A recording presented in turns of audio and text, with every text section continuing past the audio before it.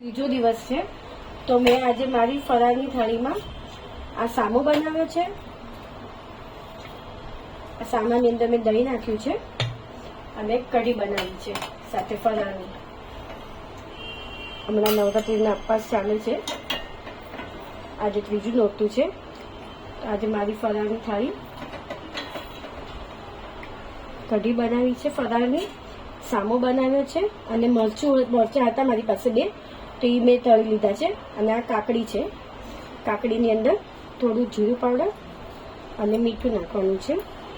મરચાંમાં પણ થોડું જીરું પાવડર અને મીઠું નાખશું અને સાથે સાબુદાણાની ફરફર મૂકી છે।